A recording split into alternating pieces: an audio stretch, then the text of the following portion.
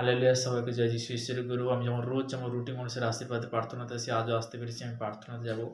সর্বশক্তিমান ঈশ্বর পিতা, তোমার মহানামে ধন্যবাদ করি পিতা। স্বর্গ পিতা সিংহাসন পিতার পাদবে তোমার চরণের প্রভু গো, আজকে নিয়ে আসেন তোমাকে অসংখ্য ধন্যবাদ করি পিতা গো। যে সকল সন্তানরা বিশেষ করে ইউটিউবের মধ্যে ফেসবুক রুটিন অনুসারে তারা আশীর্বাদের বাক্য আশীর্বাদের বার্তা তাদের কানের মধ্যে যাচ্ছে পিতা গো, তাদেরকে তুমি পজিটিভে পরিণত করো যে ঈশ্বর আমাদের পিতা গো। যে সকল সন্তানরা তোমার বাক্য বলছে, হে ভবিষ্যৎ ভারাক্রান্ত লোক সকল আমার নিকটে আমি তোমাকে বিশ্রাম দেবো।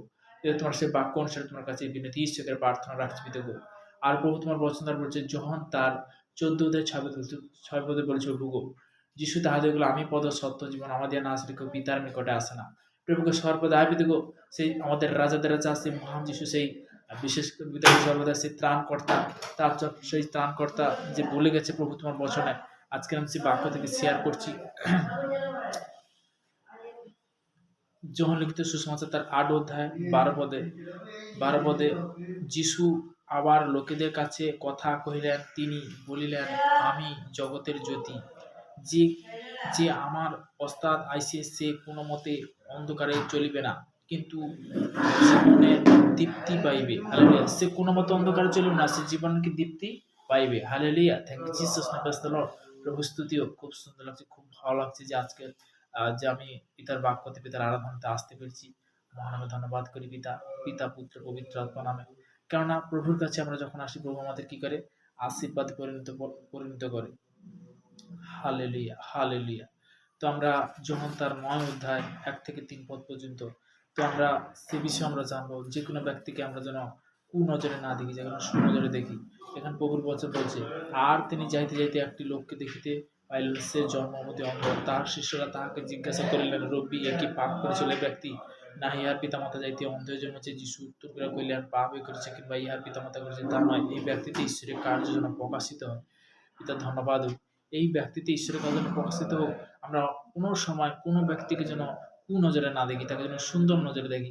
তো তেমনি বলতে কি, একটা জিনিস পিতার বাক্য বলে গেছে, মার্ক তার 11 অধ্যায় 22 পদে প্রভুর বচন বলে গেছে, আর তোমরা যখন প্রার্থনা করো, তারা যদি কারোর বিরুদ্ধে কোনো কথা থাকে, তাহাকে তুমি ক্ষমা করো, যেন স্বর্গস্ব পিতা তোমার অপরাধ সকল ক্ষমা করে।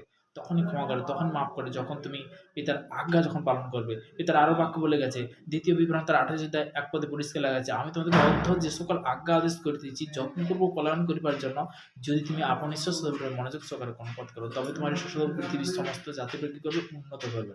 হালেলুয়া। Thank you Jesus. প্রভু স্তুতি হোক। তো আমরা প্রার্থনাতে যাবো। প্রার্থনাতে সর্বশক্তিমান ঈশ্বর পিতা, তোমার মহানামে ধন্যবাদ করি পিতা। স্বর্গ পিতা সিংহাসন পৃথিবীর পাদবে তোমার চরণে প্রভু, তোমার দাস হতে প্রার্থনা করছি পিতা গো। বিশেষ করে যারা প্রার্থনা রিকোয়েস্ট করেছিল, প্রত্যেকের সন্তানকে তোমার ব্রাশ কভার করবে পিতা গো, তাদের সুরক্ষিত রাখবে পিতা গো। যে সকল সন্তানরা বিশেষ করে পিতা গো দেশ বিদেশের মধ্যে কর্মের মধ্যে কাজের মধ্যে তাদের জন্য প্রার্থনা, তাদেরকে ব্রাশ কভার করে, তাদেরকে তুমি সুরক্ষিত রাখবে পিতা গো। পিতা গো, হাসপাতালে বেডরুমে যে সকল সন্তানরা পীড়িত ব্যক্তি, অসুস্থ ব্যক্তি, তাদের জন্য প্রার্থনা, তাদেরকে ব্লাড কভার, তাদেরকে তুমি সুরক্ষিত রাখো। অনেক গৃহের মধ্যে অসুস্থ ব্যক্তি, পীড়িত ব্যক্তি, তাদের জন্য প্রার্থনা করছি, তোমার ব্লাড কভার করবে পিতা গো, তুমি সুরক্ষিত রাখবে পিতা গো। অনেক বৃদ্ধা, অনেক বয়স্ক মানুষ পিতা গো, তাদের জন্য প্রার্থনা করছি পিতা গো।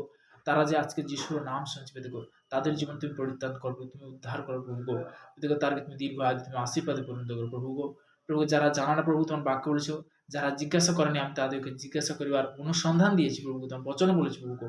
প্রভু, আজকের যে আমরা যিশুর নামে পরিত্রাণ পেয়ে আছে, যিশুর নামে উদ্ধার আছে পিতা গো, তুমি বাক্য বলেছো, আদিতে বাক্য ছিল, বাক্যে পিতা পরমেশ্বর সমস্ত কিছু সৃষ্টি করেছে, তুমি বাক্য করেছে, তোমাকে চাহাত করলাম পেতে গো। মথি তার 7 অধ্যায় 7 বলছে, যাচ্ছ করে তুমি অনুসরণ করো পেতে, তার আঘাত করে তোমাদের তোমাকে চাহাত করছি পেতে গো। প্রত্যেকটা সন্তান পেতে গো, তুমি সর্বদূর দেখে রাখো পেতে গো। পেতে গো, সর্বদা তুমি আশীর্বাদে পরিণত করো পেতে গো। এই প্রার্থনা মিষ্টি মহান যীশু খ্রিস্টের নাম থেকে ছিলাম, আমেন। সবাইকে জয় যিশু।